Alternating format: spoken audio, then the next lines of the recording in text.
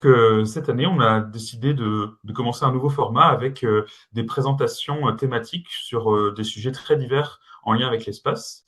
Et on a donc un premier invité ce soir, Patrick Michel, qui va nous parler notamment des astéroïdes. Et donc, je passe la main à Maëlys pour cette présentation. Merci Nicolas, merci Estelle pour ton aide dans l'organisation du webinaire et merci beaucoup à Patrick d'être là. Donc Patrick, vous êtes astrophysicien du CNRS et vous allez nous parler ce soir des collisions d'astéroïdes. Donc pour commencer, juste avant de vous laisser la parole, nous avions donc trois questions à vous poser pour faire une petite introduction. Donc, je ne sais pas Nicolas si tu peux passer. Alors la première, c'est la suivante. Donc, quelle mission spatiale ou véhicule spatial vous fait toujours rêver? Ah, très bonne question. Donc bonsoir à toutes et tous. Le problème, c'est que je suis tellement passionné par le spatial qu'il y a plein de missions. Mais disons il y en a au moins une qui me fascine parce qu'elle est encore en vie. Ce sont les missions Voyager, parties en 1977 pour survoler les planètes géantes. Profitant d'une conjonction, la NASA avait calculé qu'on pouvait survoler les quatre. Et donc les seules images qu'on a d'Uranus et Neptune viennent d'une de ces missions Voyager. Et partie 77 sont toujours en vie. Elles ont dépassé le système solaire à 27 milliards de kilomètres de la Terre. C'est absolument incroyable de se dire qu'on a des missions lancées il y a tellement longtemps avec des technologies très primitives par rapport à celles de maintenant et qui sont encore en vie. Donc c'est celle-là. Et je rajouterai quand même, je triche, une autre, c'est quand même la sonde Cassini, partie pour le coup 20 ans après, en 1997, et qui a exploré le monde de Saturne et qui a déposé un module européen, Huygens, sur un des satellites le plus gros de Saturne, Titan, et tout a marché jusqu'au bout. C'était en 2005. Donc ça aussi, voilà. Voilà en gros. Très bien, merci. C'est des très belles réponses et sur les voyageurs, c'est très fascinant aussi. Merci, Oui, merci pour ça. j'ai entendu dire que Voyager 1 allait bientôt atteindre une distance qui correspond à un jour-lumière, donc à une distance qui est toute petite par rapport à l'échelle de l'univers, mais déjà de se dire que les signaux Impressionnant. radio Ouais. mettent une journée entière à aller jusqu'à Voyager, c'est assez Ouais, fou. c'est fascinant parce qu'elle est partie en 77, donc elle a dépassé le système solaire à 27 milliards de kilomètres, mais pour atteindre la première étoile la plus proche de nous, il faut encore 40 000 ans. Donc Ah ça veut dire oui, que quand on regarde toutes les étoiles dans le ciel, tout est très très très très très loin, et ça nous rappelle qu'on n'a pas de plan B.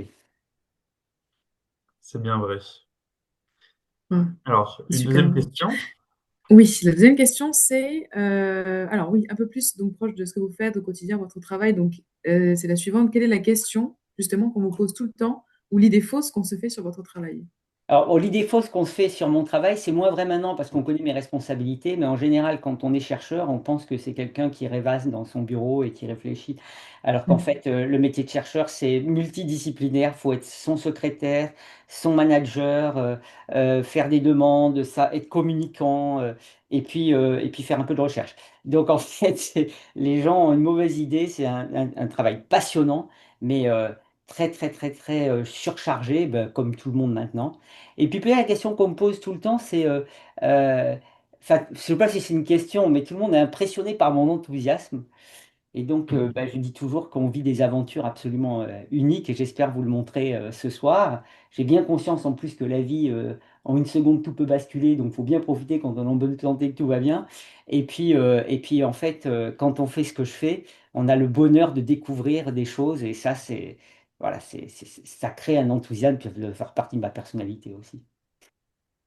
Mm. C'est vrai que vous êtes très, très enthousiaste et j'ai hâte d'entendre la suite. Donc, on va juste passer à la dernière question et ensuite, on vous laisse la scène. Donc, dernière question, c'est comment expliqueriez-vous votre travail en une phrase, allez, on va dire une ou deux phrases, à un enfant de 10 ans? Ouais, alors je vais parler à un enfant de 10 ans, ben, je lui dirais que en fait mon travail consiste à comprendre comment et pourquoi nous sommes là en observant le ciel et puis en faisant en sorte qu'on y reste le plus longtemps possible pour ne pas finir comme les dinosaures en nous protégeant notamment des menaces célestes. Parfait. Eh C'est bien, c'est parfait. très Très bien. bien. C'est très bien, vous avez bien répondu. Eh ben, maintenant, donc, je vous laisse la main, Patrick. Merci encore d'être là et Ok, je vous écoute. très bien. Voilà. Je partage mon écran. Je mets la présentation et vous devriez voir ma présentation. Oui, C'est bon? je confirme. Oui, c'est Ah, bon. Oui, super. Très bien. c'est Bon, eh bien, alors, encore une fois, bonsoir et merci de m'inviter pour cette première présentation dans vos chroniques. Et donc, je vais vous parler, moi, de Collision d'astéroïdes, c'est le titre on a choisi, et je vais vous montrer un petit peu toutes les aventures qu'on a déjà commencées et puis d'autres qui vont bientôt arriver d'ailleurs à leur terme pour notamment explorer les astéroïdes en disant pourquoi, et puis comment on se protège du risque d'impact.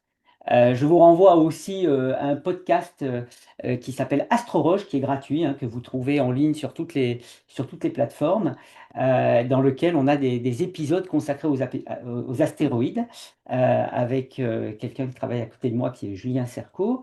Et puis mon livre que j'ai publié chez Odile Jacob en 2023, où je raconte toutes les aventures telles que je les ai vécues, sachant que j'en sors un autre en mai consacré vraiment à ce qu'on appelle donc la défense planétaire, toujours chez Olivier Jacob, et qui est donc la défense planétaire, c'est le terme pour toutes les activités consacrées à la protection du risque d'impact d'astéroïdes.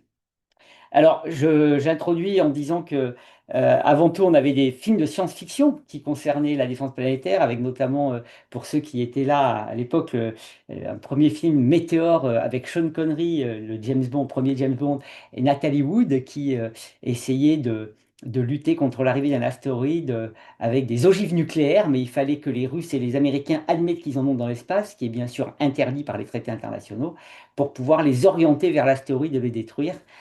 Scénario assez sympathique, si je ne sais pas où on peut le trouver, mais voilà, c'était un film qui était assez populaire à l'époque. Il y a eu ensuite, bien sûr, Armageddon avec Bruce Willis, et puis récemment Don't Look Up, qui était en fait plutôt une allégorie pour montrer les problèmes de bien s'occuper du réchauffement climatique, mais en réalité, même le scénario lui-même tient la route et c'est pas nécessairement le climat pour lequel il s'applique, et ils ont pris une comète qui arrive sur Terre, et on voit que la difficulté qu'on a à pouvoir expliquer simplement à des médias qui nous laissent que 2 secondes entre un influenceur et puis un autre truc qui n'a rien à voir pour expliquer un problème réel, et aussi aux politiques qui souvent n'ont pas tellement la connaissance scientifique malheureusement pour comprendre ce qu'on leur explique.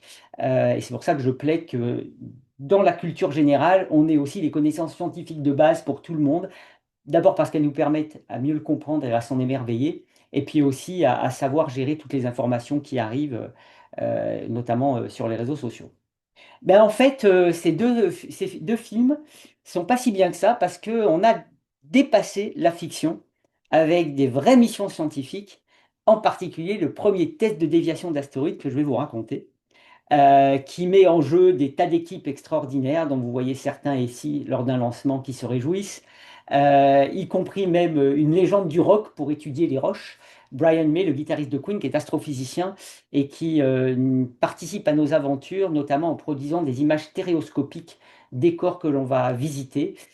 Puisque comme nos yeux qui regardent à 2 angles différents un objet, ce qui permet d'avoir une vision en 3D, eh bien lui, avec des images prises par des sondes spatiales à 2 angles différents, arrive aussi à les convertir en 3D, avec la difficulté qu'entre 2 images, les ombres ont changé, donc il faut tout recaler, et c'est un véritable génie de la stéréoscopie, et je peux vous dire que quand vous regardez avec les lunettes les images qu'il nous envoie et que vous voyez les petits corps célestes que on observe et que l'on explore en 3 dimensions, c'est une émotion incroyable, et ça nous sert aussi scientifiquement pour notamment mieux mesurer les tailles des rochers, etc. On le fait mieux en 3D qu'en 2D. Voilà. Donc, on va parler de ça. Mais avant ça, il faut quand même que je vous rappelle le contexte, ce que sont ces astéroïdes, pourquoi ils sont là.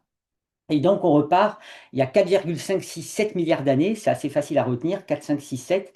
C'était le début du système solaire. Cet âge nous est donné grâce à des météorites qu'on a récoltés sur Terre et qui contiennent les premiers éléments qui se sont solidifiés dans le système solaire quand notre étoile, qui était au départ un gaz qui s'est chauffé et qui est ensuite refroidi pour former une étoile et un disque que vous voyez ici autour d'elle, munie, équipée de gaz et de poussière.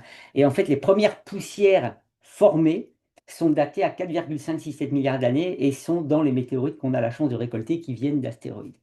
Et en fait, c'est donc dans ce disque de gaz et de poussière que les corps ont commencé, les petites poussières micrométriques ont commencé à s'agglomérer, à rentrer en collision à basse vitesse, donc à créer des corps de plus en plus gros. Et certains d'entre eux ont fini en planète, mais d'autres, en fait, n'ont pas atteint le stade de planète et se sont parqués entre Mars et Jupiter, dans une région qu'on appelle maintenant la ceinture principale des astéroïdes. Et donc, en fait, ces astéroïdes sont les restes des briques qui ont formé les planètes, mais ils ont un énorme avantage par rapport à elles, pour nous les scientifiques, c'est que contrairement aux planètes qui ont grossi et dont la matière s'est transformée chimiquement par des processus d'échauffement, parce que les corps sont gros, eh bien, ces astéroïdes sont restés suffisamment petits pour ne pas avoir été transformés chimiquement. Autrement dit, ils ont conservé la mémoire de la composition initiale du système solaire. Je prends toujours l'analogie avec un gâteau. Un gâteau, ben, vous n'avez pas la recette en regardant le gâteau, parce que entre le moment où on a mis tous les ingrédients dans un bol et qu'on les a mis dans un four qui les a chauffés, eh bien, ces processus-là leur ont fait perdre la mémoire de la composition initiale. Eh bien, les astéroïdes, eux, sont en fait les ingrédients qu'on a mis dans le bol avant qu'on les chauffe, et ça nous permet de remonter à la recette pour fabriquer les planètes. Alors, il y a eu en plus des grandes instabilités dans les phases précoces du système solaire. Les planètes n'ont pas toujours été là où elles sont maintenant, et ça a permis de mélanger des corps créés à des distances très différentes. Et c'est pourquoi on a aussi une grande diversité en termes de composition dans cette ceinture. On a des corps qui sont métalliques, des corps qui sont silicatés, plutôt rocheux, d'autres qui sont carbonés, riches en matière organique, en glace. Et donc, cette diversité dans une zone relativement étroite s'explique par le fait qu'il y a eu un grand mélange à un moment donné, parce que, contrairement à la vision qu'on avait avant, les planètes ne se forment pas là où elles sont. Il y a des processus qu'on appelle de migration avant que tout ça se stabilise, et ça mélange en fait toutes les compositions. Alors, il se trouve aussi que on sait que ces astéroïdes, eh bien, ne restent pas dans la ceinture des astéroïdes. Et ça nous est montré par la Lune qui garde la mémoire des impacts qu'elle a subis pendant les 4 derniers milliards d'années, parce qu'elle n'a pas, comme la Terre, de l'eau, une atmosphère qui filtre une partie de la tectonique des plaques et des processus d'érosion qui effacent les cratères. Donc c'est grâce finalement à l'étude des cratères sur la Lune qu'on a pu évaluer que le taux d'impact dans le système solaire interne eh bien, est resté en moyenne constant durant les 4 derniers milliards d'années. Ça veut dire qu'on a une population qui eh bien, nous rentre dedans de temps en temps. Mais même avant cela, il y a eu des impacts, notamment sur Terre, à la fin de sa formation, et on pense aussi que ces impacts ont pu eh bien, apporter, par les corps qui contenaient ces éléments, eh bien, tous les éléments qui ont permis à la vie d'émerger sur Terre, à savoir l'eau et la matière organique qui, une fois mélangée, eh bien, a pu produire la vie. Donc ça, c'était des scénarios théoriques, mais on a pu vérifier, en tous les cas, en partie cela, grâce à des échantillons qu'on a ramenés d'astéroïdes par des missions, et je vais vous évoquer deux d'entre elles. Mais donc plus tard, après que la Terre soit formée, que la Lune soit là, eh bien, on a effectivement une population de corps. Donc ici à gauche, vous avez une vue de dessus du système solaire avec la trajectoire de Jupiter qui correspond au grand cercle, la trajectoire de Mars, puis la Terre. Et vous pouvez voir ces ellipses bleues correspondent aux trajectoires de ce qu'on appelle les géocroiseurs, qui sont cette population d'astéroïdes qui croisent la trajectoire des planètes et en particulier la Terre. La plupart d'entre eux viennent de la ceinture des astéroïdes, dans lequel il y a des collisions qui se produisent, qui envoient des corps dans des zones instables dans cette ceinture, qui les font passer d'une trajectoire circulaire entre Mars et Jupiter à une trajectoire qui s'allonge petit à petit pour finalement croiser la Terre. D'ailleurs, une grande partie d'entre eux finissent directement dans le Soleil, et seule une petite proportion eh bien, croise la Terre. Alors, ils ont une durée de vie limitée à quelques dizaines de millions d'années au plus, ce qui est rien par rapport aux 4 milliards d'années dont je parlais tout à l'heure.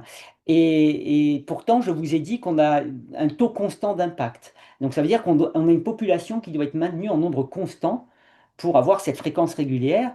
Et en fait, eh bien, si les objets actuels finissent par mourir dans quelques millions d'années, entre-temps, d'autres fragments sont envoyés de la ceinture des astéroïdes sur ces trajectoires instables et permettent de repeupler cette population. Donc c'est comme ça qu'on peut évaluer qu'on a un nombre constant qui est nourri petit à petit par les objets envoyés de la ceinture des astéroïdes. Alors, en fait, il y a des tas de raisons d'étudier les astéroïdes, c'est ce que je vous ai dit. On a une raison scientifique parce que ce sont parmi les meilleurs traceurs de l'histoire du système solaire qui nous permet de remonter aux origines de celui-ci et peut-être même aux origines de la vie sur Terre. On a des raisons de défense planétaire, puisque vous voyez bien que on a des impacts et on les a aussi sur Terre. La Lune en est le meilleur témoin parce elle en conserve la mémoire.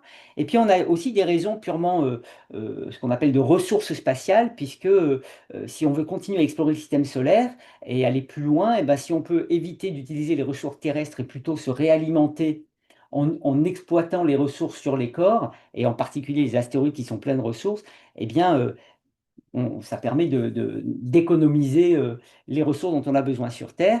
Et en fait, pour ces trois objectifs, on a besoin essentiellement des mêmes informations, à savoir de quoi sont faits les astéroïdes, quelle est leur structure, quelle est leur composition, bien sûr, et comment ils répondent aux sollicitations externes qu'on leur fait subir. Autrement dit, si je veux récolter un échantillon ou si je veux dévier un astéroïde, il faut que je puisse savoir à peu près comment il va répondre à ce qu'on va lui faire subir pour que ce soit efficace. Et c'est pourquoi on vit un âge d'or de l'exploration des astéroïdes. Alors ne lisez pas tous cette diapositive, mais ce sont toutes les missions qui sont actuellement soit en développement ou en vol pour explorer des astéroïdes. Et les agences qui s'y intéressent, ça va de l'Agence spatiale européenne, la NASA, la JAXA, l'Agence spatiale japonaise, les Émirats arabes unis, la Chine. Donc on voit qu'on a un intérêt international à explorer ces objets pour les trois raisons que je vous ai évoquées. Et ça, c'est extraordinaire parce que ça veut dire que jusqu'à au moins 2034, et d'ici là, il y aura d'autres missions, on sait qu'on va avoir, nos connaissances vont exploser en termes d'amélioration et on va avoir de nouvelles données, de nouvelles aventures, de nouvelles découvertes. Donc, c'est vraiment génial. Et c'est bien sûr une coopération internationale. Vous voyez ici les équipes de certaines de ces missions. Alors, j'ai la chance de participer à toutes celles-ci. Et donc, on voit qu'on a vraiment effacé les frontières. En dépit de tous les problèmes géopolitiques que l'on subit tous, eh bien, au niveau des scientifiques, on essaie de maintenir à fond le lien et on le fait. Et ces missions-là nous permettent de le faire parce qu'on les fait toujours en collaboration avec plusieurs pays. Et ça, c'est en même temps un enrichissement scientifique, mais aussi culturel, parce qu'évidemment, il faut apprendre à communiquer avec des gens de cultures très différentes, et ça, c'est aussi très enrichissant. Alors, voilà à quoi ressemble un astéroïde depuis la Terre et voilà la raison pour laquelle on a besoin de ces missions spatiales. En fait, un astéroïde, c'est un petit point lumineux, c'est une roche qui ne fait que réfléchir la lumière du Soleil et qui est petite, donc elle est très faiblement lumineuse, mais elle se déplace rapidement sur la sphère céleste par rapport aux étoiles. Et c'est comme ça que on détecte un petit point lumineux est un astéroïde parce qu'il se déplace sur la sphère céleste. Et à partir de ça, les astronomes, depuis la Terre, dont je ne suis pas, moi je fais les missions spatiales, mais on a des astronomes professionnels qui sont vraiment des experts d'observation de ces objets depuis la Terre, eh bien ils essaient d'extraire un maximum d'informations de cette lumière. En particulier, est-ce qu'on peut en déduire une taille? Parce que le point lumineux ne dit pas la taille. On peut avoir un objet qui est très petit mais très réfléchissant, ou pour une même luminosité, un objet qui est très sombre et plus gros. Donc, il nous faut une autre information qu'on n'a pas nécessairement, mais bon, on fait des estimations pour avoir une taille. Si on observe longtemps, on peut avoir aussi ce qu'on appelle des courbes de lumière, c'est-à-dire comment sa luminosité varie dans le temps, ce qui est lié à sa forme et à sa vitesse de rotation. Donc, on peut peut-être avoir une idée de la forme et de la vitesse de rotation. Pas dans tous les cas, mais idéalement. Et puis, si on observe dans différentes longueurs d'onde, on fait de la spectroscopie. Et selon dans quelle longueur d'onde la lumière est réémise, eh bien, il y a des signatures minéralogique. Donc ça nous permet d'avoir parfois la possibilité de savoir il contient du carbone, des minéraux hydratés qui ont vu l'eau, du métal, etc. Mais tout ça, c'est moyenné sur un point lumineux, donc on n'a pas, par exemple, l'idée de l'hétérogénéité, par exemple, en termes de composition. Et on verra même que, même avec des sondes spatiales, à défaut de ramener des échantillons sur Terre, eh bien, les données de composition restent très incertaines. Donc, c'est pas facile de faire une science absolument complète et surtout, c'est impossible de savoir quelle est sa structure et quelles sont ses propriétés de surface. Est-ce que c'est du sable? Est-ce que c'est de la roche dure? Est-ce que c'est des rochers? Voilà, donc ça, on ne le sait pas. Alors, il se trouve que depuis les années 90, 1990, on a commencé à envoyer des sondes qui, au départ, n'avaient pas pour objectif les astéroïdes. La sonde Galileo, par exemple, qui allait voir Jupiter dans les années 90, eh bien, elle a fait des survols de deux astéroïdes en 93 et 96. Et puis après, on a fait des missions dédiées vraiment aux astéroïdes pour faire un rendez-vous, c'est-à-dire qu'au lieu de survoler, cette fois-ci, on se met en orbite autour de l'astéroïde. Et à partir de là, se sont révélés à nous de véritables mondes géologiques d'une complexité extraordinaire et d'une variété extraordinaire. Vous avez ici quelques images, pas de tous les astéroïdes dont on a des images, on en a des dizaines maintenant, mais vous voyez déjà sur ces images qu'on a vraiment une diversité de tailles. Eros qui fait plus de 10 km 20 km de diamètre quasiment, Ryugu, Bennu qui font 500 mètres et 1 km de diamètre, et vous voyez les formes de toupies, de cachalots, de cacahuètes. On a même des astéroïdes doubles comme la Terre et la Lune en petit. Donc là, vous avez, on va en parler, Didymos avec un corps central qui fait 800 mètres de diamètre et sa petite lune de 150 mètres. Et là, quand vous regardez à droite, ce sont les structures géologiques que l'on voit sur ces astéroïdes. Et même sur un seul astéroïde, on a une grande diversité de structures géologiques qui vont de cratères à champs de roches, de morphologie très différentes les unes des autres, à particules éjectées de la surface naturellement, on ne sait pas pourquoi, de fractures, etc. Et tout ça, en fait, ce sont les témoins des processus que subissent ces astéroïdes. Donc en fait, nous, on est un peu des détectives, on essaie d'interpréter que signifient ces structures, comment elles ont pu être produites, parce que ça nous permet de remonter l'histoire de ces objets depuis leur formation.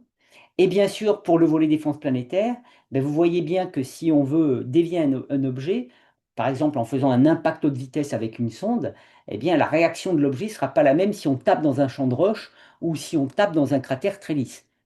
Donc, on a cette chance maintenant, avec ces missions, de pouvoir aller explorer. Et ça, c'est vraiment très enthousiasmant parce que, je peux vous le dire, jusqu'à maintenant, il n'y a pas d'exception.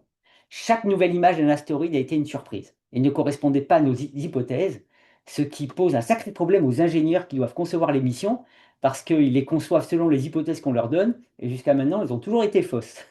Donc, ils ont dû devoir s'adapter en temps réel une fois arrivés à l'environnement qui n'était pas celui attendu. Et franchement, j'ai une reconnaissance énorme pour tous ces gens qui travaillent pour qu'on puisse faire de la science et que les missions réussissent avec des hypothèses qui sont très souvent erronées.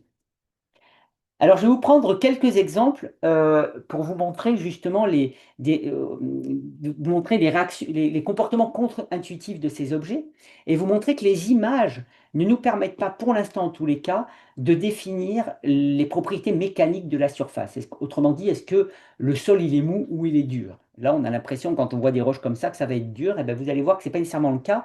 Et ça vient en partie du fait que ces objets étant tellement petits, eh bien, leur gravité est très faible. Et donc, même si les lois de la physique, évidemment, sont les mêmes partout, le comportement soumis à ces lois n'est pas nécessairement le même quand on est en faible attraction par rapport à l'attraction terrestre. Et comme nous, ben, on est habitué au comportement de la matière soumis à l'attraction terrestre, eh ben, on n'a pas l'intuition pour vraiment définir comment ça va se passer dans ces conditions-là. Et je vais vous montrer deux exemples. Le premier, c'est la mission Hayabusa 2, qui est une mission japonaise qui a ramené un échantillon d'astéroïdes. Et pour ce faire, elle est partie en décembre 2014, arrivée en juin 2018 sur l'astéroïde. Alors la raison pour laquelle ça prend du temps, vous avez ici la Terre et ici l'astéroïde, dont la trajectoire n'est pas très différente de celle de la Terre. Mais quand on veut se mettre en insertion autour de l'astéroïde, eh bien, on est obligé de faire plusieurs tours autour du Soleil pour s'insérer petit à petit. Parce que si on va en ligne droite vers l'astéroïde, il faut une quantité de carburant phénoménale pour freiner et pour s'insérer autour de lui, et ça, c'est pas possible. Donc on est obligé de jouer avec les lois de la mécanique céleste, de profiter par exemple, comme vous le voyez ici, de l'attraction terrestre. Donc on passe près de la Terre et on utilise l'attraction de la Terre pour gagner en énergie et pour finalement pouvoir s'insérer petit à petit autour de l'astéroïde, et c'est ça qui prend du temps. Il faut faire des tours autour du Soleil et autour de la Terre. Alors on s'amuse à jouer avec l'attraction des planètes pour finalement arriver à une vitesse suffisamment basse de l'astéroïde pour qu'on puisse rester à côté de lui. Et vous voyez ici l'image qui était celle donnée par les courbes de lumière de ce à quoi devrait ressembler cet astéroïde qui était la cible de cette mission. Il s'appelle Ryugu. On savait qu'il faisait à peu près 900 mètres de diamètre. Et vous voyez ici l'image d'artiste qui correspondait à ce qu'on avait dit aux ingénieurs. Et puis quand on est arrivé, ben non, c'est pas tout à fait ça. C'est une toupie avec des tas de rochers sur la surface, ce qui n'était pas attendu. Et donc les ingénieurs ont dû revoir toute leur stratégie de navigation pour pouvoir atterrir, récolter un échantillon sur un champ de roches. Mais en plus de ça, ils ont fait une expérience d'impact incroyable. Vous avez ici ce qui s'est passé le 5 avril 2019. Alors c'est une animation, mais on l'a fait en réalité, où en fait la sonde a déployé à 100 mètres de l'astéroïde une petite boîte qui a explosé pour libérer un projectile de 2 kg lancé à 2 km par seconde sur la surface pour faire un cratère. Et vous voyez ici le point choisi pour faire ce cratère. C'est une manœuvre évidemment très délicate parce que la boîte doit exploser après que la sonde soit partie à grande distance pour pas subir les dégâts de l'explosion. Donc voilà, il fallait bien que le timing soit bien choisi. J'avais la chance d'être dans cette mission et dans cette équipe. Là, je suis dans la salle d'opération de la JAXA à Sagamihara à Tokyo. Juste avant que ceci se produise, vous voyez le schéma. La sonde descend, libère la petite boîte, part sur le côté, libère une autre caméra qui doit observer, et ensuite part loin, et à partir de là, on fait l'explosion. Je peux vous dire que c'était très chaud dans la salle, on avait tous très peur que tout se passe mal. Heureusement, c'était le moment où les cerisiers étaient en fleurs au Japon, donc quelques jours avant, pour me rassurer un peu, j'observais les cerisiers, et ensuite on a fait l'opération. J'insiste sur ces moments parce que ces aventures sont d'abord pour moi des aventures humaines, vous voyez tous les gens impliqués, et donc il y a aussi ce côté aventure humaine que j'apprécie beaucoup avec des tas de gens avec qui on devient finalement très lié parce qu'on vit des émotions très fortes. Et voilà le film qui vous montre l'impact. Alors on est à 300 millions de kilomètres de la Terre, hein, à 300 millions, c'est énorme. C'est 1000 fois la distance de la Terre au Soleil. Et vous avez ici le cratère qui est produit et la matière qui est éjectée. Mais surtout, le cratère, là, c'est l'image avant l'impact et l'image après. Eh bien, il fait 17 mètres, alors que nos simulations numériques disaient qu'il devait faire 2 à 3 mètres. Donc, on a été extrêmement surpris. Et la seule façon d'expliquer cette taille de cratère aussi grande, c'est si on annule la résistance mécanique du sol. On annule la cohésion. Autrement dit, là, vous voyez des roches, etc. Eh ben, en fait, ces roches, elles sont très, très molles, friables. Et quand on tape dedans, tout s'écroule. Alors c'est à moitié vrai parce qu'il y a quand même des roches qui ont été déplacées, donc il y a localement un peu de cohésion, mais globalement le sol a réagi comme un milieu sans résistance, ce qui n'était pas du tout ce qu'on attendait sur la base des images. Voilà, premier exemple de choses contre-intuitives. Deuxième, la mission Osiris-Rex de la NASA, qui elle-même est partie prendre un échantillon de l'astéroïde Bennu, partie en 2016, arrivée aussi en décembre 2018. Vous voyez aussi tous les tours qu'elle a dû faire autour du Soleil pour petit à petit rejoindre Bennu. Là, ce n'est pas encore le cas. On a l'impression qu'elle va le rejoindre, mais non, non, non, non, non, elle n'arrive pas à temps, elle va encore devoir faire des tours, et elle arrivera en 2018. Et là, on s'est trouvé avec un objet qui ressemble d'ailleurs à Ryugu, en forme de toupie, énormément de rochers, très peu dense, à peine 1,19 grammes par centimètre cube de densité. Il flotte pas sur l'eau, mais presque, très noir comme Ryugu, plus noir que mon fond d'écran et plein de rochers. Et vous avez des images extraordinaires que vous voyez là encore. On a 300 millions de kilomètres, on a l'impression d'y être. Les caméras ont une qualité sur cette mission extraordinaire. Et s'il y a des les géologues dans le coin, vous pourriez vous exciter pendant des heures avec cette image parce que vous voyez des roches très différentes les unes des autres avec des fractures. Certaines, on a l'air un peu des structures de chou-fleur. Bref, il fallait récolter un échantillon là-dessus. Vous voyez encore quelques images, je vous montre ça parce que c'est absolument magnifique. Voilà, heureusement, on trouvait quelques cratères dans lesquels on pouvait éventuellement se poser, mais à peine de 10 mètres de large, hein. Voilà le cratère qui a été choisi, qui fait à peine 10 mètres. Donc vous imaginez, on a 300 millions de kilomètres et il faut poser une sonde pour récolter un échantillon avec une technique qui s'appelle le touch and go. Donc on déploie un bras au bout duquel il y a un cylindre. Ce cylindre va lentement descendre en 4 heures de façon complètement autonome sur le cratère. Avec du machine learning, on apprend la sonde à reconnaître des structures naturelles de surface qui sont dangereuses.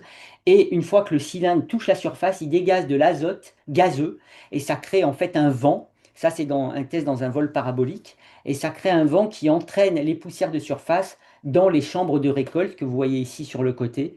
Et avec cette technique, on peut récolter entre 60 grammes et 2 kilos. Et on avait donné à la NASA comme but minimal pour considérer que c'est réussi 60 grammes. Et vous avez ici le vrai film, donc c'était le 20 octobre 2020, où le cylindre, quand il va toucher la surface, eh bien, il va ressentir aucune résistance, alors que vous voyez des cailloux avant. Et en fait, ils sont enfoncés comme dans un beurre mou ou dans une mousse à raser pour ceux qui se rasent. Donc complètement inattendu par rapport à la surface telle qu'on la voyait avant. Donc, tout ça pour dire que si on veut pouvoir bien dévier un astéroïde ou s'assurer qu'on réussit une interaction, eh bien, il faut comprendre ça, le fait que les images ne disent pas tout. Et petit à petit, grâce à toutes ces opérations, on arrive de mieux en mieux à faire le lien entre les images avant et ce que ça signifie en termes de propriétés mécaniques, mais on n'en est pas encore à avoir une compréhension très exhaustive parce qu'on a finalement encore très peu de missions. La sonde est revenue le 24 septembre 2023 avec des échantillons, mais ça serait une autre conférence de vous expliquer ce qu'on a trouvé. Pour faire le lien avec la défense planétaire, Bennu a encore une probabilité d'impact avec la Terre alors, très très faible, pour 2182 à 0,037%. Donc on n'a pas de quoi s'affoler, mais il fait 500 mètres de diamètre, donc ça vaut le coup de le suivre pour s'assurer que, eh bien, il ne nous rentrera pas dedans, mais le temps joue pour nous, puisque c'est dans une centaine d'années, un peu plus d'une centaine d'années, donc on doit être tranquille. Mais tout ça pour dire que, évidemment, on a besoin de participer à cette aventure et à cette thématique qui est la défense planétaire, qui est une coopération internationale pour un problème international. Et la raison pour laquelle c'est important, c'est parce que, vous voyez ici, en fonction de la taille des objets, les fréquences d'impact. Alors, tout de suite, je vous rassure, il n'y a aucune menace identifiée pour l'instant dans tous les objets qu'on connaît. Donc, il n'y a aucune raison de s'en préoccuper, mais il y a de bonnes raisons de s'en occuper. Parce que vous voyez ici que les objets de 10 km de diamètre, qui est celui qu'ont éteint les dinosaures, c'est cette taille-là, c'est en moyenne tous les 100 millions d'années, on les connaît tous, aucun problème pour au moins des millions d'années. Les objets de 1 mètre, de 1 km, on les connaît presque tous, les fréquences d'impact sont en moyenne tous les 500 000 ans, et on les suit, et pour l'instant, on n'a pas d'alerte pour au moins le prochain siècle. On s'intéresse maintenant aux objets de 140 mètres, dont on ne connaît que 40%, qui rentrent en collision avec la Terre tous les 20 000 ans, mais dont la taille est telle qu'au minimum, ça détruit une région, voire un petit pays. Et tout ça, c'est des statistiques. Donc, c'est comme au loto, la probabilité de le gagner est très faible et il y en a qui gagnent. Donc, même s'il n'y a pas de raison de s'inquiéter parce que, en- a priori, on n'a pas de risque dans le court terme, ben, on préférerait s'en assurer. Et surtout, on sait que parmi tous les risques naturels auxquels on a affaire, celui-ci, on a la possibilité de s'en protéger avec des moyens raisonnables et réalisables. Des moyens raisonnables en termes de budget et des moyens réalisables parce qu'on n'a pas besoin de lever des verrous technologiques incroyables. Il faut par contre se préparer, s'entraîner, apprendre à s'en protéger. Et ça nécessite beaucoup d'étapes. Donc du coup, on se dit que bah, pour les futures générations, le temps joue pour nous, on a le temps de s'y préparer, mais il vaut mieux être prêt avant d'en avoir besoin, parce qu'il y a plein d'étapes à franchir pour lesquelles on n'est pas encore prêt. Donc c'est un petit peu ça l'idée, c'est de se dire que c'est un des risques les moins probables par rapport à plein d'autres risques naturels, mais c'est le seul qu'on peut prédire et éviter avec des moyens qu'on peut mettre en œuvre. Et donc il s'agit de le faire, c'est notre responsabilité, sachant que pour sûr, ça se reproduira probablement dans un long terme, et que le jour où ça se produit, si on n'est pas prêt, ben, on va à la catastrophe, ben, c'est notre responsabilité de nous y préparer. Et c'est ce qu'on fait avec trois volets dont je vais vous parler. On a aussi tous ces bolides qui passent dans l'atmosphère et qui parfois créent des dégâts. Alors, il y a à peu près une bombe d'Hiroshima en énergie par an qui explose dans l'atmosphère.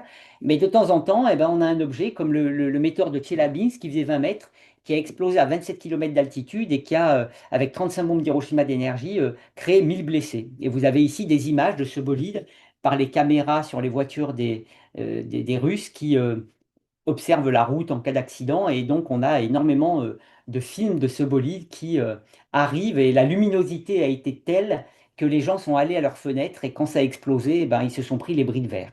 Et vous avez ici l'exemple d'une dame qui va prendre son café au mauvais moment parce que boum, ça va exploser, elle va se prendre son collègue sur elle-même et l'instinct de survie de l'espèce humaine fait que quand on ne comprend pas ce qui se passe, eh bien on s'en va, comme on le voit ici. Et vous avez une porte aussi juste après qui, au moment de l'explosion, valait mieux pas être derrière. Voilà. Donc ça aussi, on veut essayer de l'éviter, sachant que normalement, les petits événements comme ça se produisent au-dessus de déserts et de l'eau, parce que la plupart de la Terre est faite de déserts et d'eau. Mais maintenant que les zones urbaines s'étendent, eh ben, c'est bien si on peut arriver aussi à détecter ce genre d'objet. Et d'ailleurs, puisqu'on est à l'ENAC, eh bien, on essaie d'éduquer les pilotes à ça. Ils nous ont aidés en 2008, un objet qui s'appelle 2008 TC3 est passé dans l'atmosphère, il a explosé et on savait qu'on pouvait peut-être en récolter des météorites, mais il fallait qu'on ait une bonne précision de sa trajectoire et des pilotes de KLM l'ont vu passer et grâce à ça, on a pu affiner la trajectoire. Donc pour les pilotes, s'il vous plaît, soyez attentifs. Il n'y a pas de risque pour vous, ils explosent à très haute atmosphère, mais si vous pouvez nous dire quand vous voyez quelque chose qui passe, eh bien ça nous aide à affiner la trajectoire et parfois récolter des météorites.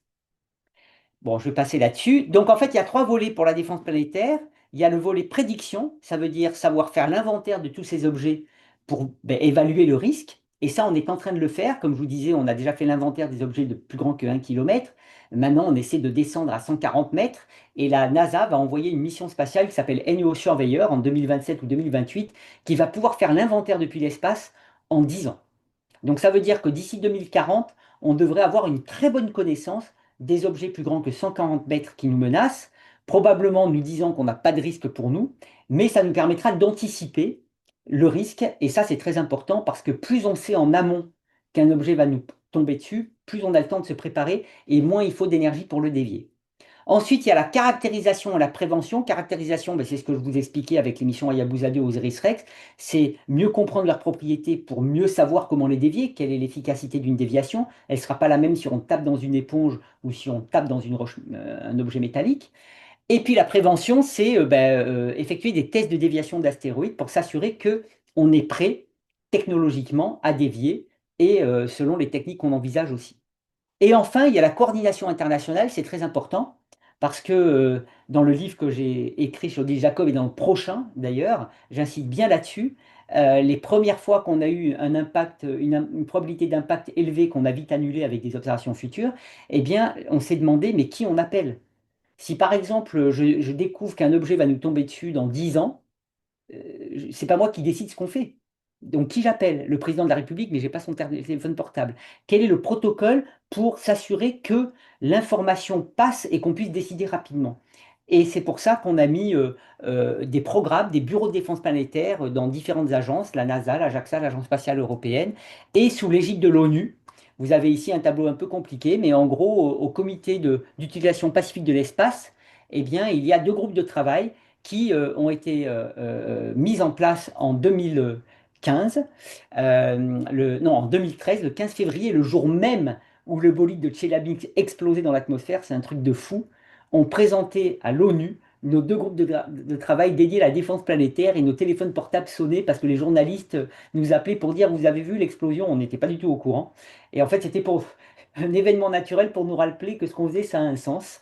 Et donc, on a mis en place des groupes de travail pour pouvoir coordonner une réponse internationale à ce problème.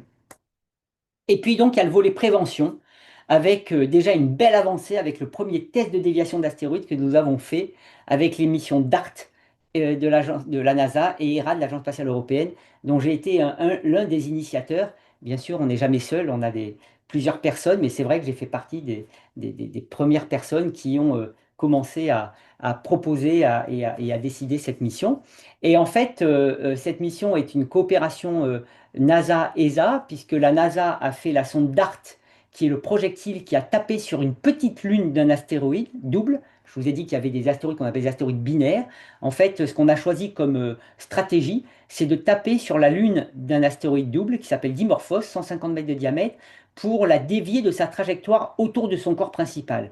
Pour deux raisons. La première, c'est que pour un premier test de déviation, comme on ne sait pas trop ce qu'on fait, on ne voulait pas dévier un corps autour du Soleil parce que bon, on pourrait le mettre sur une mauvaise trajectoire, ça serait ballot de créer le risque qu'on cherche à éviter. Et la deuxième raison, et donc en déviant simplement une lune autour de son corps principal qui contient quasiment toute la masse, on crée une perturbation infime de sa trajectoire autour du Soleil et donc on n'augmente pas le risque.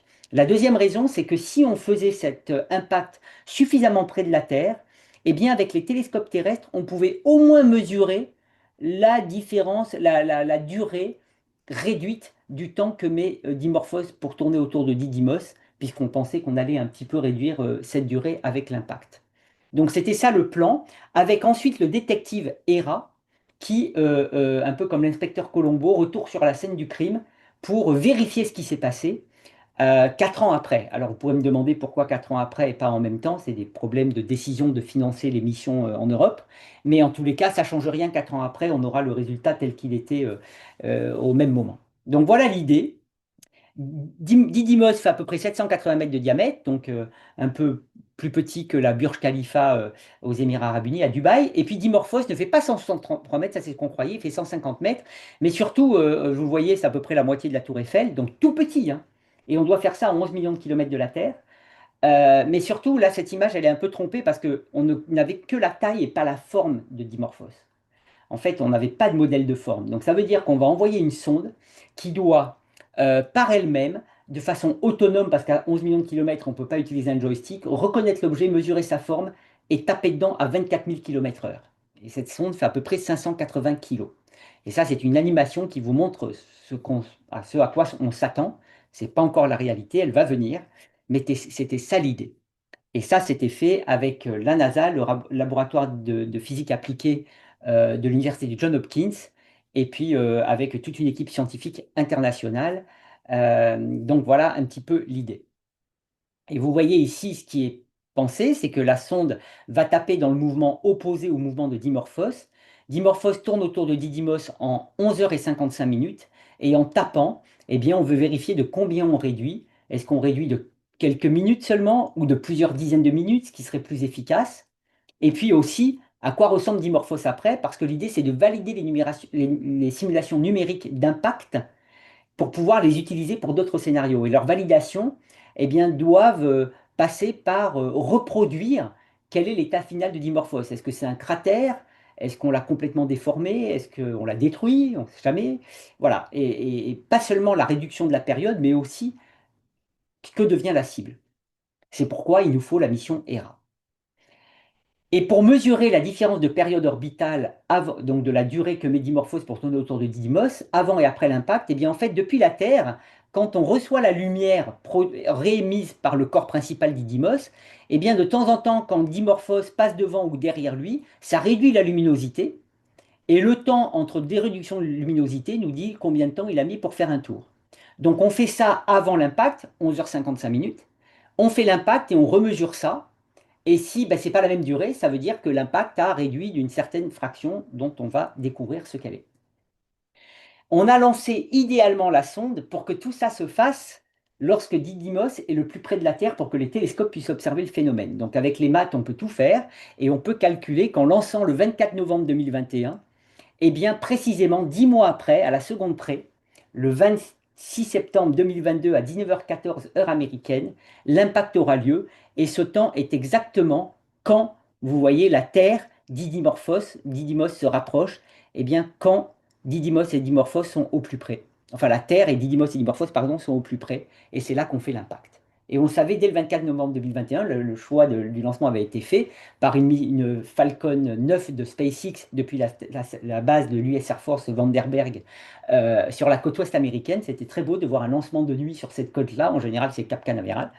Et donc, tout s'est bien passé.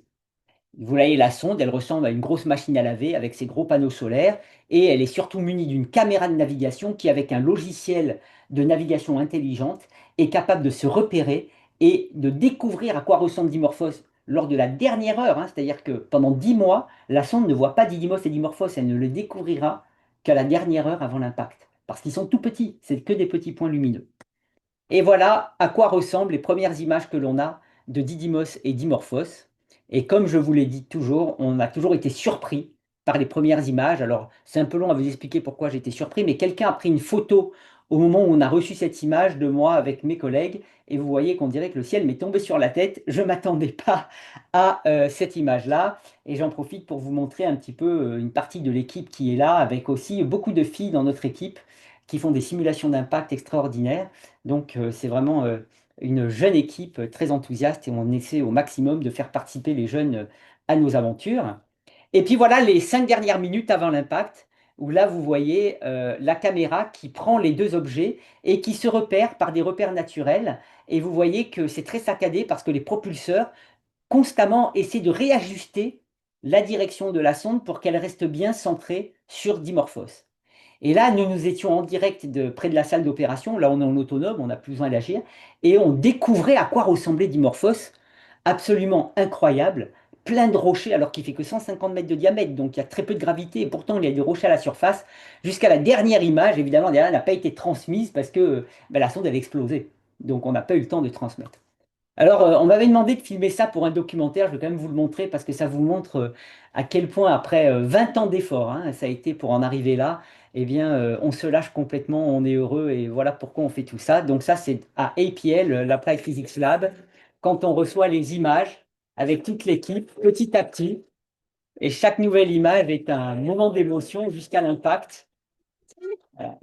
Voilà, on est tous. Bon, on perd un peu les pieds, évidemment. Mais bon, le ridicule ne tue pas, n'est-ce pas? Et là, vous allez voir la dernière image. C'est historique, hein, parce que c'est la première fois dans l'humanité qu'on dévie un astéroïde de sa trajectoire et qu'on dévie un objet de sa trajectoire initiale. Donc, on se sent appartenir à l'histoire du spatial quelque part. Vous avez ici Yann Carnelli, qui a été le project manager de la mission Hera, quelqu'un d'extraordinaire avec qui j'ai commencé cette aventure et qui fait partie de ceux qui ont initié toute cette aventure. Voilà. Bon, ceci fait, petit moment de récréation. Juste après l'impact, les télescopes terrestres nous ont montré ce qu'on voyait depuis la Terre. Et ça nous a fait très peur parce qu'on a vu, vous voyez ici, je reviens ici à Didymos, et quand l'impact se produit, eh bien, ça émet de la poussière qui est très réfléchissante. Et donc, on voit toute cette poussière émise à un tel point qu'on se demandait si on n'avait pas explosé Dimorphos. Mais non, heureusement. Quelques jours plus tard, le télescope Hubble nous a fourni ces images magnifiques, nous confirmant d'ailleurs qu'on a bien encore un corps qui tourne autour. Et vous avez ici toute la poussière émise. Il y a 11 millions de kilos qui ont été émis, qui s'étalent sur 10 000 kilomètres comme une comète, poussée par la pression de radiation solaire. Pour les particules millimétriques, ça marche bien.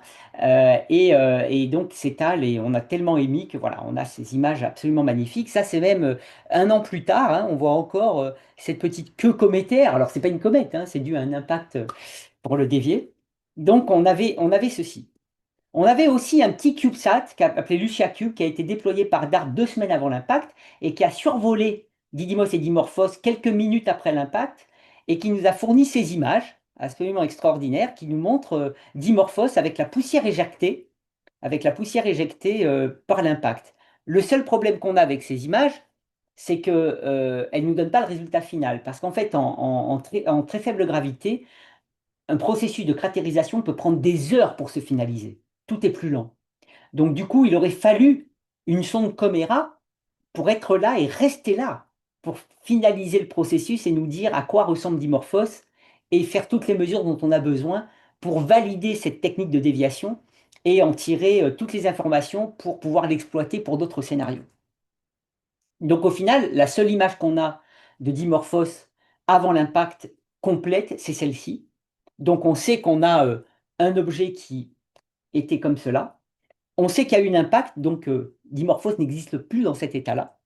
De la même manière, Didymos et Dimorphos n'ont plus rien à voir parce que une grande partie de la matière extraite de Dimorphos est allée sur Didymos. Hein, une partie est partie très loin, mais certainement une partie est redéposée sur Didymos, a peut-être fait des cratères. Bref, tout le système ne ressemble plus à ceci.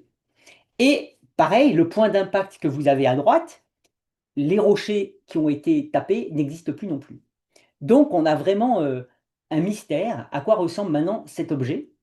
On a des simulations numériques qui semblent dire qu'on l'aurait complètement déformé, mais rien n'est moins sûr. Et c'est là qu'arrive la mission Hera, le détective, qui, parti en 2024, va arriver au mois de novembre cette année. Au mois de novembre 2026, on va faire un grand événement public pour vous dévoiler les nouvelles images de Didymos et de Dimorphos après l'impact. Donc c'est la première fois qu'on a des images d'un objet et les prochaines images, on sait qu'elles n'ont rien à voir parce qu'il y a eu un impact entre-temps et on va pouvoir révéler tout ça. Alors c'est une sonde de l'Agence spatiale européenne, c'est la première fois que l'on envoie dans l'espace profond pour l'exploration d'un astéroïde, non seulement une sonde principale, mais aussi deux CubeSats pour faire de l'exploration dans l'espace profond, qui vont être déployés à proximité de Didymos et avec une liaison intersatellite vont pouvoir communiquer les informations à la sonde qui va les transmettre vers la Terre. Le déploiement de ces CubeSats interviendra mi-janvier 2027. L'un d'entre eux a un radar basse fréquence français, expertise française à Grenoble, un collègue AlainÉric qui en est responsable, et qui va sonder pour la première fois l'intérieur d'un astéroïde. Ça n'a jamais été fait. On va balancer des ondes radio dans l'astéroïde, la façon dont elles se réfléchissent nous donne une information sur le degré d'hétérogénéité, la présence de zones de vide, etc. Des informations cruciales pour bien comprendre le comportement et la réponse de Dimorphos à l'impact de DART. Donc ça, c'est la mission. Alors, j'ai peut-être pas trop le temps de déployer. C'est un film qui vous montrerait tous les instruments qu'il y a. On a des caméras, on a un imageur dans l'infrarouge thermique, on a un imageur hyperspectral pour regarder dans différentes longueurs d'onde. On a dans les deux CubeSats, comme je vous l'ai dit, un radar dans l'un, un imageur pour faire de la composition dans l'autre. Le CubeSat avec le radar va atterrir, ça aussi c'est une première sur un objet aussi petit que 150 mètres, pour déposer un gravimètre qui va nous donner les mesures du champ de gravité. On a aussi ce qu'on appelle de la radioscience qui nous permet de mesurer la masse de Dimorphos, qui est essentielle parce qu'elle intervient dans l'efficacité de la déviation. Et j'oublie certainement quelque chose, mais en gros c'est ça. Mais ça vous montre un peu la complexité d'une petite sonde de 1 tonne 2 qui doit aller dans l'espace profond avec tous ses mécanismes, ses antennes, ses processeurs, ses panneaux solaires, ses roues de réaction qui permettent de la stabiliser en attitude, etc., etc. Voilà la sonde, les images de la sonde pendant les tests. Il y a plusieurs tests. On la soumet, on la torture, hein, parce qu'on la soumet à des niveaux sonores incroyables pour qu'on vérifie qu'elle tiendra le choc du son lors du lancement et les vibrations aussi. Des tests de compatibilité électromagnétique pour voir, s'assurer que les instruments sont compatibles, hein. Pensez à vos téléphones quand vous êtes dans votre voiture et que la radio grésille. Ben voilà, ça c'est un problème d'incompatibilité électromagnétique. Donc il y a énormément de tests qui sont faits jusque au lancement. Alors, je passe mon temps, je suis en train d'être un peu trop long, donc je vais aller un peu plus vite, mais j'ai des tas d'anecdotes à vous raconter autour de ça, mais vous pourrez lire mon livre qui sort en mai, je les raconte toutes là-dedans, parce qu'il y a vraiment, c'est incroyable. Cette mission nous a posé un nombre de difficultés et les ingénieurs et l'équipe projet de Yann Carnelli ont travaillé d'arrache-pied pour la fabriquer en 4 ans, ce qui est un record, sachant que dans ces 4 ans, il y a eu un nombre de péripéties et d'anecdotes incroyables. Donc aussi bien les ingénieurs des industries qu'à l'ESA ont fait un travail magnifique pour vraiment montrer l'exemple comment on arrive à monter des missions rapidement. Et elle a été lancée par un SpaceX. Alors, petite anecdote, le lancement devait intervenir le premier jour, c'était le 7 octobre. On a une fenêtre de 20 jours jusqu'au 27 octobre, mais à chaque jour 16 secondes. Donc si le type qui doit appuyer sur le bouton, il éternue pendant 16 secondes, il faut passer le tour. Sauf qu'il y avait pire que ça, il y avait un ouragan qui s'approchait de nous. On venait de passer l'ouragan Hélène, si vous vous souvenez, peut-être 2024. Et une semaine après, l'ouragan Milton arrivait exactement le lundi du lancement. On a eu très peur. Voilà à quoi ressemblait Cap Canaveral quand on est parti de l'hôtel le jour du lancement. Ça sentait pas très bon. Et puis on a eu un miracle. 20 minutes avant le lancement, eh bien, tout s'est calmé. Et la mission a pu partir exactement au moment prévu, avec des nuages, certes, mais tout s'est bien passé. Et vous entendez des cris, évidemment, dans le film, parce que c'est l'issue de 20 ans de galères, d'efforts, d'échecs, avant d'en arriver là. Donc, si on a des jeunes qui écoutent cette conférence, sachez-le, dans la vie, les projets, les grands projets et la réussite, ça nécessite beaucoup d'efforts. Donc, il faut travailler dur, il ne faut pas désespérer, il ne faut pas s'arrêter aux échecs. C'est normal de se planter de temps en temps. On apprend, s'entourer de gens avec qui on aime travailler. Et au final, on a une vie exaltante quoi qu'il arrive. Donc surtout, si vous avez des rêves, sachez que tout est possible. Et puis même si vous n'arrivez pas jusqu'au bout, vous aurez beaucoup appris. Et c'est pas grave de se planter. L'important, c'est de prendre des risques. Ceux qui n'en prennent pas, pour moi, c'est un manque d'humilité. Ça veut dire qu'ils ont tellement peur de l'échec, c'est pas possible pour eux. Bah si, l'échec, c'est possible. Moi, j'aurais jamais imaginé que j'en sois là où j'en suis maintenant. Et je peux vous dire que ça n'a pas été linéaire et que je me suis ramassé plusieurs fois, mais voilà, il faut y croire. Voilà. Et la preuve, c'est qu'on a réussi ça. Et c'est jamais d'ailleurs les efforts d'une seule personne, c'est toute une équipe, avec certains plus visibles que d'autres, mais ils ne sont que la vitrine des autres. Donc il faut reconnaître tout ça. Et voilà la sonde partie depuis, ça c'est un film de SpaceX qui vous montre la sonde qui part dans l'espace interplanétaire. Donc c'est la dernière image qu'on a de la sonde Hera avant l'arrivée vers Didymos.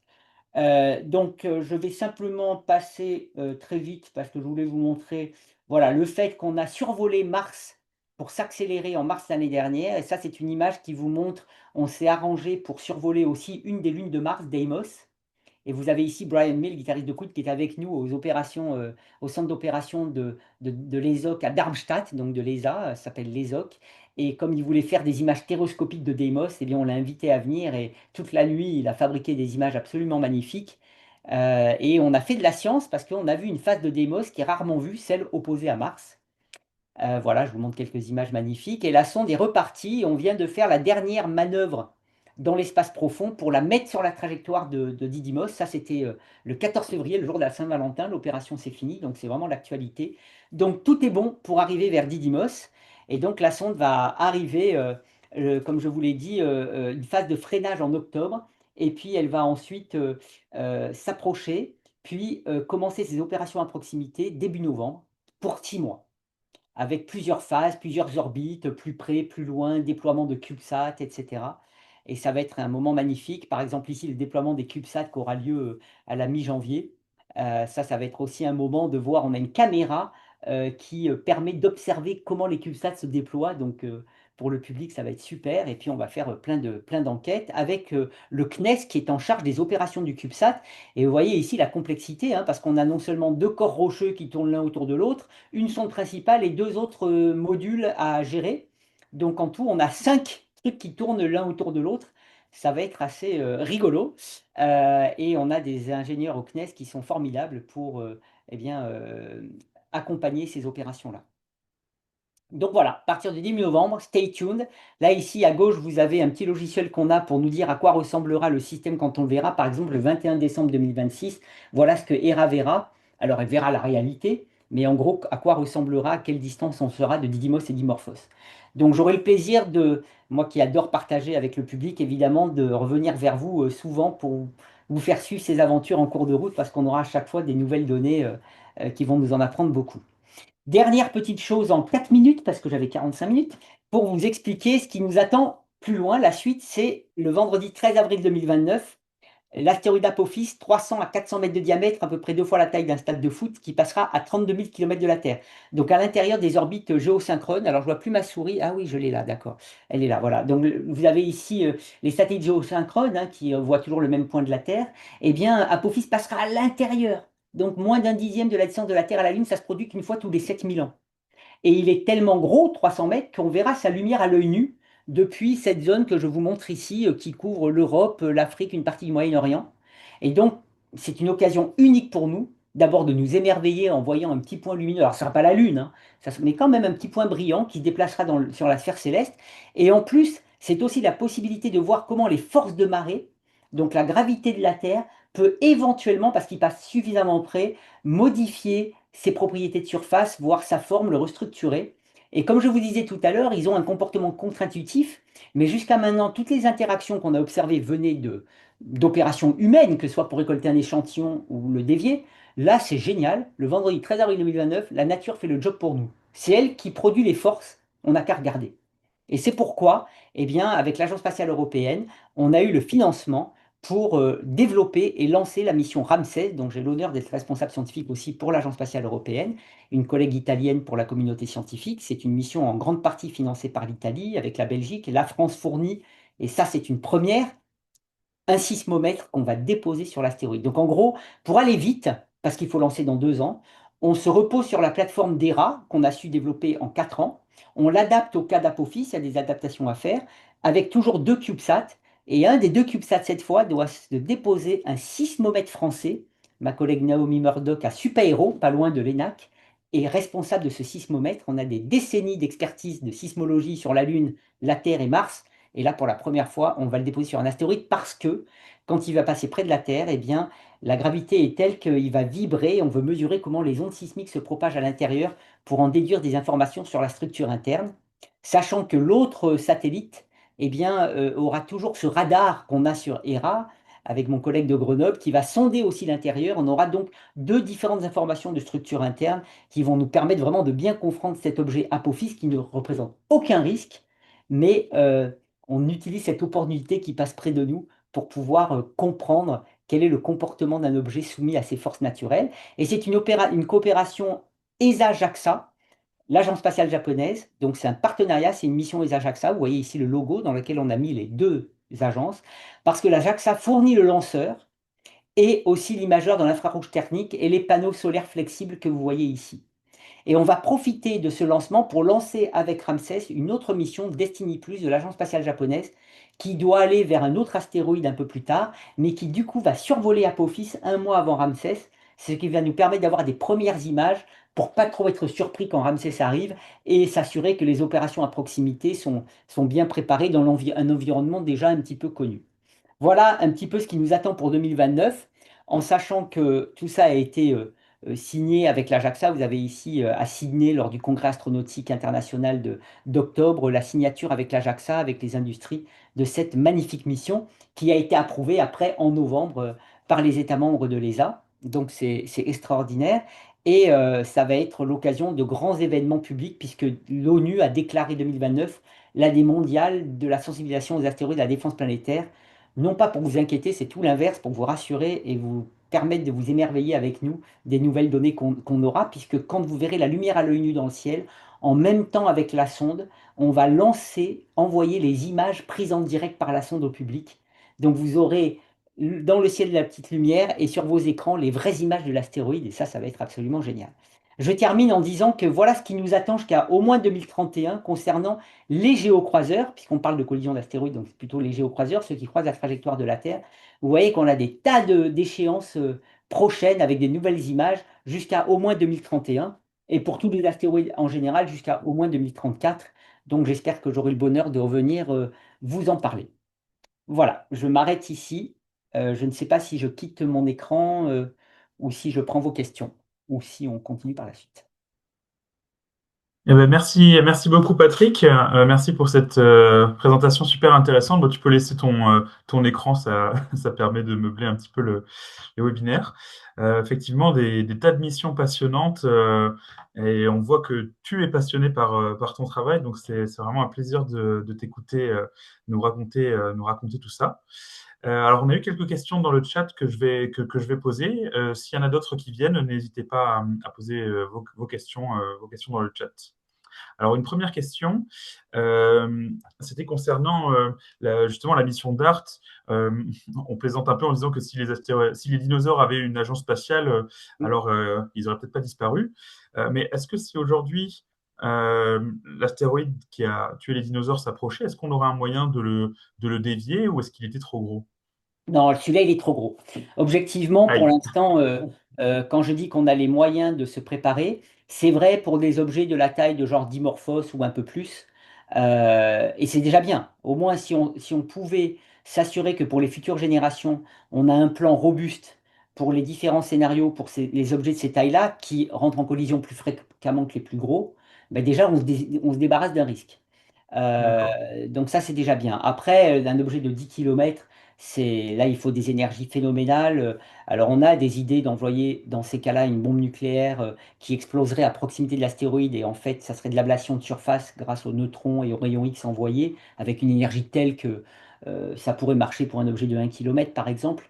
10 km, c'est touchy, mais comme ça n'arrivera pas avant des millions d'années et que d'ici là, soit on sera plus là du tout parce qu'on aura fait des bêtises, soit on aura une technologie en 10 millions d'années incroyable. Donc ça, on laisse là. Ça sera une prochaine étape pour les futures générations de s'en occuper, sachant qu'elles ont largement le temps. Nous, on veut s'assurer que pour des objets pour lesquels c'est possible, sans bouffer tous les budgets pour d'autres choses qui D'accord. sont importantes, bien sûr, on veut s'assurer qu'on a un plan. Voilà. D'accord. Donc, enfin, ça rejoint une autre question qui a été posée, c'est que les armes nucléaires, qu'on a, enfin, on pourrait imaginer une mission avec des armes nucléaires pour se protéger d'un astéroïde d'environ 1 kilomètre Oui, alors sur le de. papier, on l'étudie. Naturellement, les traités internationaux, notamment celui de 1967, interdit l'utilisation d'armes dans l'espace. Donc, il Mhm. faudrait déjà lever l'interdiction par ces traités. Mais enfin, s'il y a un truc qui nous arrive dessus pour sûr et que c'est soit ça ou on part, je pense que les traités, on lève vite. Donc, de toute façon, on ne peut pas s'exercer à ça et c'est d'ailleurs très bien. Parce que compte tenu du contexte géopolitique et de, je vois comment tourne le monde, mettre des armes dans l'espace, même pour le bon prétexte de la défense planétaire, je ne suis pas pour, hein. Mais ceux qui travaillent là-dessus, disent qu'en fait, on n'a pas besoin, avec la simulation, ils arrivent à bien comprendre la technique et ça reste pertinent de l'étudier au moins sur le papier. parce que sans même penser à des objets de 1 km, pour le coup, c'est pas pertinent parce qu'on les connaît tous, il n'y a pas de risque. Ça serait par exemple dans le cas où on aurait une alerte trop, pas assez anticipée.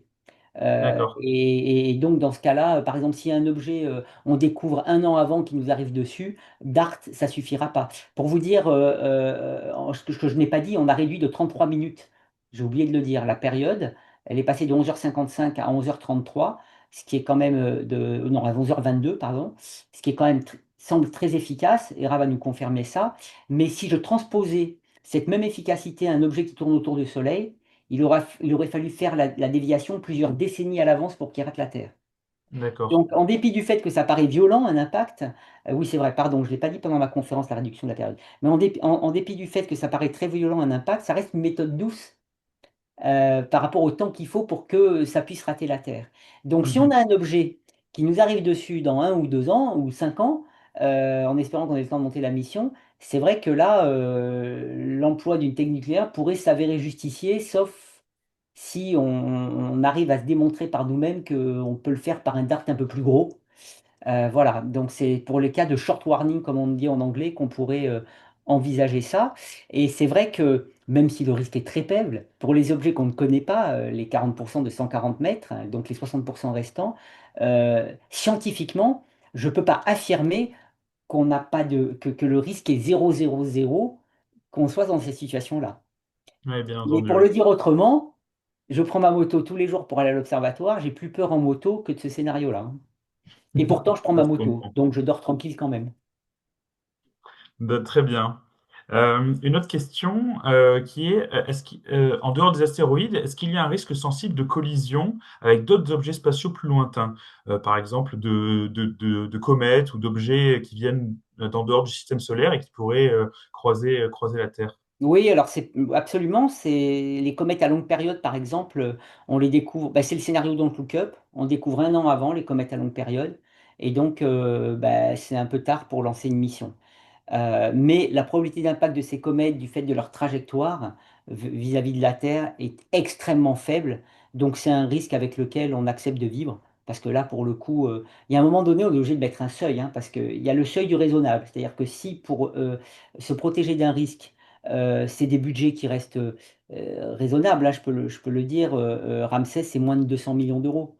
Oui, Et un stade de foot, ça coûte beaucoup plus cher que ça. Donc, ce n'est pas des budgets énormes. D'ailleurs, Jean-François Clairvoy disait même que pour le vol humain, qui est le budget le plus cher, hein, on fait 1 000 missions robotiques pour un vol humain, hein. Donc, pour vous donner les ordres de ah grandeur, oui, eh bien, le vol humain, le programme en Europe, coûte 1,20 € par Européen par an. c'est Donc, assez peu. Oui. nous, c'est dans l'ordre du centime. Donc, à partir de là, j'estime que c'est notre responsabilité de s'occuper de ce risque, parce que pour 1 centime, on s'achète une assurance vie au cas où quelque chose se produit. Mais par contre, si on veut vraiment contrer tous les risques, comètes à longue période, interstellaires, les plus petits objets de 50 mètres, etc., là, le budget, il devient plutôt conséquent. Et alors que c'est pas pertinent, parce que les probabilités sont faibles par rapport à d'autres sujets plus importants comme l'observation de la Terre. Donc c'est Et pour oui, ça que, forcément. voilà, c'est des discussions qu'on a, hein, mais à un moment donné, on est obligé de se mettre un seuil et vouloir lutter contre les comètes à longue période ou un objet interstellaire, euh, là, ça devient. Surtout qu'en plus, on ne peut pas prédire. Au moins, l'avantage Oui, qu'on a avec les objets qui sont géocroiseurs, on connaît cette population, on peut les répertorier tous, donc anticiper. Une comète à longue période, on ne peut pas, un objet interstellaire non plus, donc ça devient difficile. très bien, merci beaucoup. Une autre question, c'est est-ce qu'il serait possible d'envisager dans le futur, bien sûr, d'utiliser des astéroïdes comme des vaisseaux spatiaux?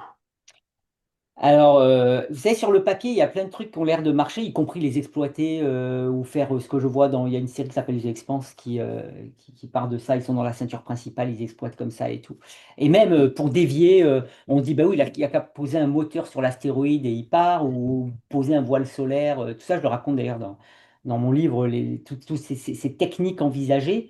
Mais en fait, le problème, c'est que les gens qui évoquent ça n'ont pas compris la complexité de ces objets. En fait, quand on n'est pas expert, tout paraît plus simple. Quand on devient expert, on comprend mieux les difficultés.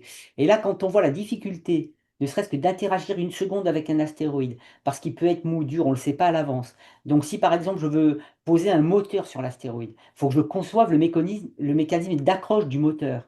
Et ça, si j'ai pas les connaissances parfaites des propriétés mécaniques de l'objet en envoyant une première mission qui nous dit ça, moi la conception, elle risque de se planter complètement.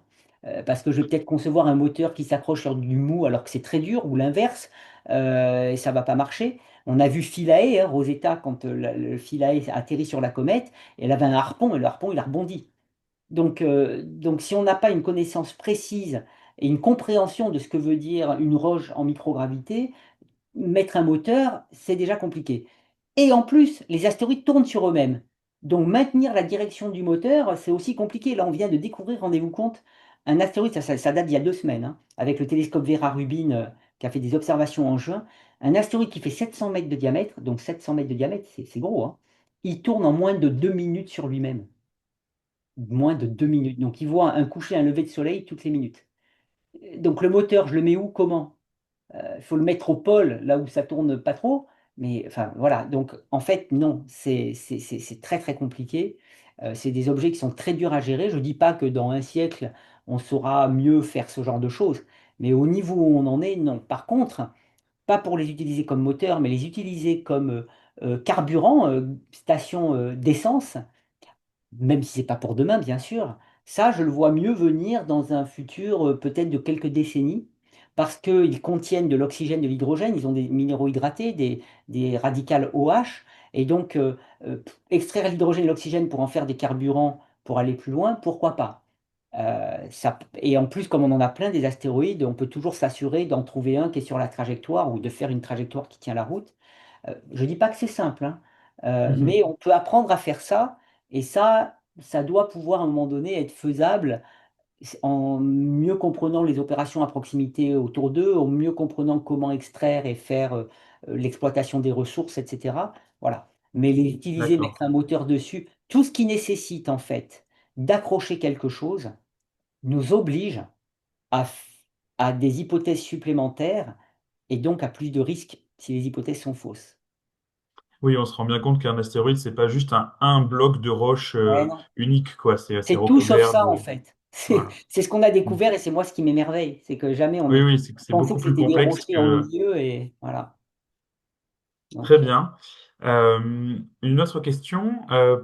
Là, tu nous as parlé d'astéroïdes, de Bennu, Didymos, etc. Euh, Comment et j'imagine qui attribue un nom aux astéroïdes? alors en fait, c'est par l'Union internationale, astronomique internationale que ça passe. En gros, un découvreur d'astéroïdes peut proposer des noms.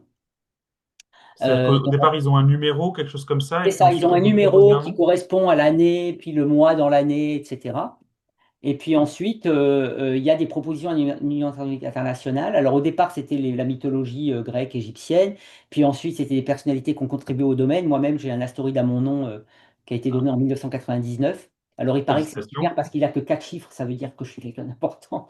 Parce que maintenant, Félicitations. on en découvre tellement que du coup, c'est un peu plus facile d'avoir son nom sur un astéroïde. Mais bon, ça reste quand même sympa d'avoir un petit peu une lumière qui nous appartient. J'ai fait avoir le nom de Nice, un astéroïde double, parce que je suis responsable scientifique d'ERA qui va avoir un astéroïde double et c'est à Nice. Et donc, j'ai fait avoir un astéroïde à Nice qui est double et à ma ville natale Saint-Tropez. Et donc, la façon de le faire, c'est comme moi, je suis pas un observateur d'astéroïdes depuis la Terre, ben, j'ai contacté un de mes collègues qui a découvert des astéroïdes, qui était d'accord de proposer ce nom-là. Et on l'a proposé à l'Union astronomique internationale qui l'a validé avec une citation. Voilà. Donc, il y a cette possibilité-là. On a un congrès en juillet cette année, l'Asteroid Comet Meteor, qui est un congrès qui a lieu tous les 3 ans avec toute la communauté. Et à cette occasion-là, on nous demande de proposer des noms de jeunes chercheurs et d'étudiants qui ont commencé à contribuer au domaine pour qu'ils aient un nom d'astéroïde. Et c'est comme ça que j'ai tous mes étudiants qui ont un astéroïde et certains collaborateurs, parce que c'est une occasion de... Voilà, et on Ah, mais annonce oui, c'est ça chouette, pendant ce ouais. congrès-là. Voilà. D'accord, donc Et il y en a puis après, certains qui ont pardon, il y des a des noms. critères. Et pardon, il y a aussi des critères. On ne peut pas demander une personnalité politique, évidemment, des dictateurs qui ont éradiqué une partie de l'humanité, ce genre de choses, bien On sûr. s'en doute, oui. D'accord, donc il y en a certains effectivement qui ont des noms plus liés à la mythologie, et puis d'autres finalement qui peuvent être Monsieur, Madame, tout le monde, mais qui contribuent au domaine. Exactement, ou des villes, ou des artistes aussi. J'ai une très grande amie qui est cantatrice, une sublime cantatrice, Patricia Petitbon, qui a son astéroïde, par exemple. D'accord. Une autre question. Donc, tu nous as dit que avec l'impact de la mission DART, ça a créé une sorte de nuage de débris autour de cet astéroïde double. Je me demandais si la sonde Hera, elle allait pas être, elle risquait pas d'être endommagée par ce nuage de débris.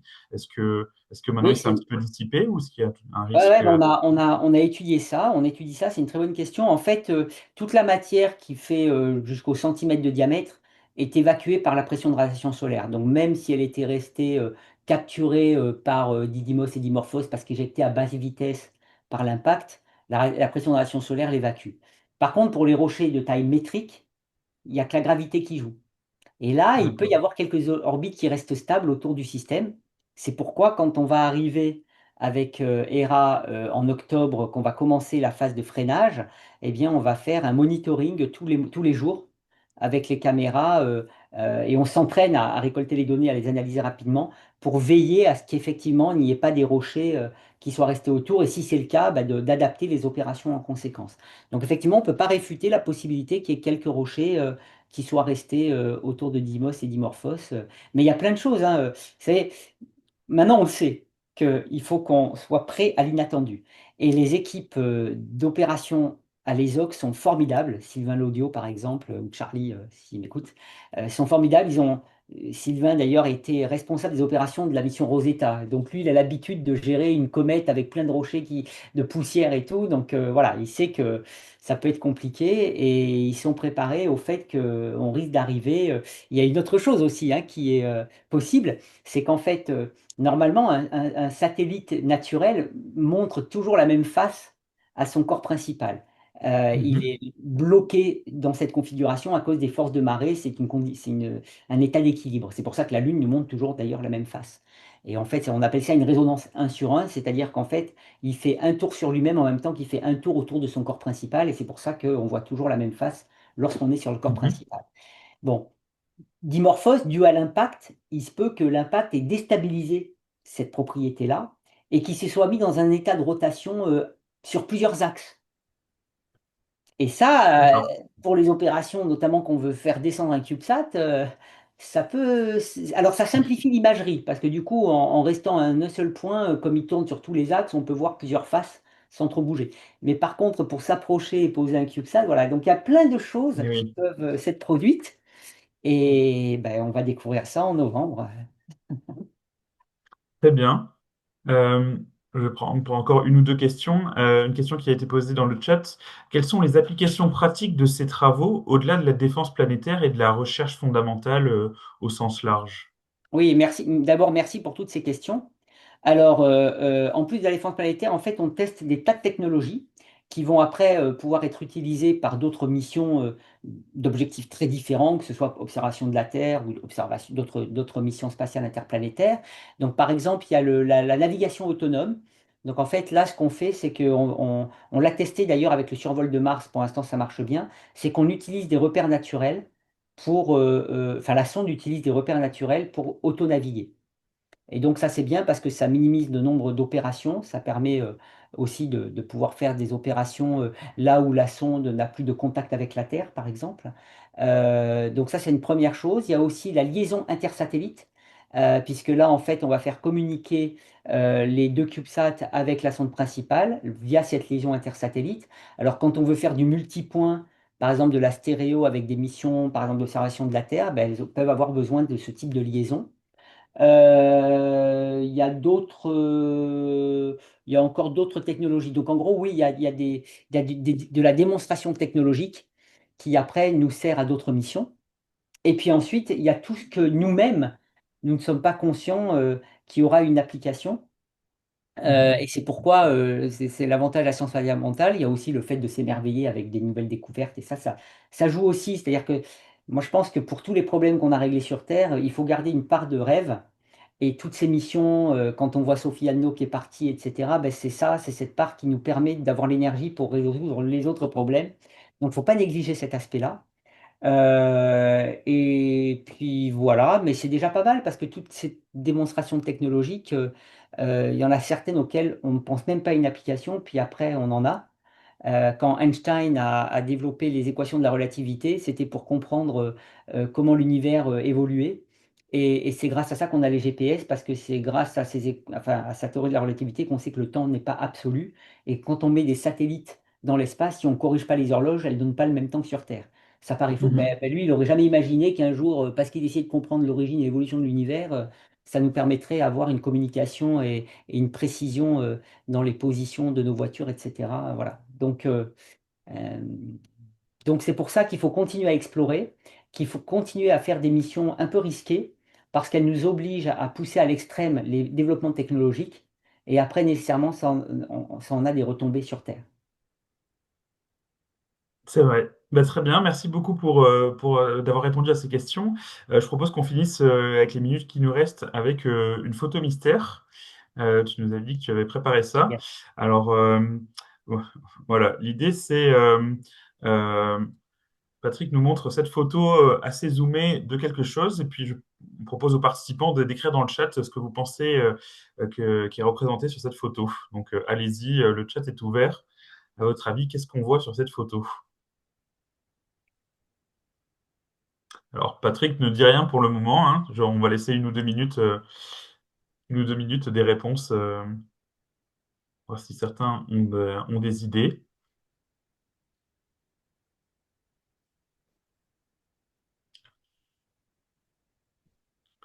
Alors, on nous propose Phobos ou Deimos ou une des lunes de Mars, Psyché, Psyché, je ne suis pas sûr de comment on prononce. On va attendre encore quelques réponses.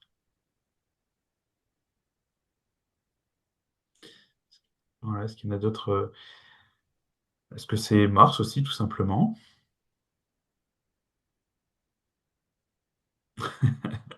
Le désert du Paris-Dakar, peut-être? Peut-être que tu nous pièges, Ah Patrick. ouais, ah, c'est pas mal ça. Et les traces qu'on voit, c'est les traces des motos. Oui, voilà, les traces des motos dans le désert. Ah, va falloir nettoyer sa baignoire un petit peu. Alors Patrick, est-ce que tu peux nous dire ce qu'on Eh voit à ben, l'écran? ils sont pas mauvais, hein, les auditeurs. Alors, c'est pas Psyché, parce que Psyché, on le verra en 2029. La sonde Psyché va voir Psyché, ce qui est un astéroïde métallique d'ailleurs, donc il ne devrait pas ressembler à ça, encore que on peut être surpris Mhm. en 2029. Non, c'est Phobos, donc je vous montre la vraie image, voilà. C'est Phobos, et ça me permet de parler d'une actualité, c'est qu'en fait, on va lancer une mission japonaise MMX qui va récolter un échantillon de Phobos, et nous avons à son bord un rover dont je suis le responsable scientifique, fait par le CNES. L'équipe projet du CNES a été incroyable pour développer ce module en partenariat avec le DLR, l'agence spatiale allemande, et ce rover va être déposé sur Phobos. Ce sera le premier rover à rouler sur une petite lune fait par la France et l'Allemagne.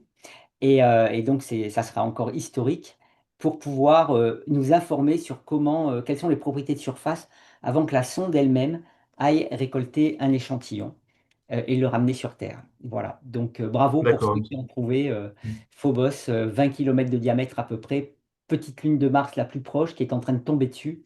Dans une quarantaine de millions d'années, elle sera dessus. Tandis que Deimos, Ah, notre lune, est en train de s'éloigner. Voilà. donc il faut en profiter et on suivra les aventures d'Idéfix comme éclaireur de la mission MMX avec beaucoup d'attention donc C'est exactement ça. C'est dans un les années à éclaireur. venir. Ouais, et ça sera lancement 2026, arrivée sur Phobos à l'automne 2027 et déploiement d'idées fixes fin 2028, début 2029. Très bien. Ben, je pense on va en profiter pour conclure. Alors, donc, merci beaucoup pour ta présentation. Merci d'avoir répondu à toutes ces questions et de nous avoir présenté tes activités qui sont vraiment passionnantes. Euh, j'en profite pour vous indiquer que donc cet épisode était donc le premier d'une série de webinaires, mais qu'il y en aura d'autres. Voilà, on en a prévu à peu près un par mois dans les mois qui viennent. Le prochain, ce sera présenté par moi, où je parlerai un petit peu de mon métier dans les centres de contrôle des satellites d'observation de la Terre du CNES. Et puis, on aura Clémence qui nous parlera de la radio-occultation, à résister des vols habités, notamment vers la Station spatiale internationale. Et puis Maëlys, tout ce qui concerne la navigation et Galileo. Et puis, s'il y a des personnes qui travaillent dans le spatial et qui sont intéressées pour présenter leurs activités ou un sujet, qu'elles n'hésitent pas à nous contacter avec nos adresses mail d'ENAC Alumni. Voilà, donc je vous souhaite une très bonne soirée à tous. Merci d'être venu, d'avoir assisté à cette conférence de Patrick Michel. Et Merci, et merci à à vous et bientôt merci à... pour un prochain épisode des Chroniques de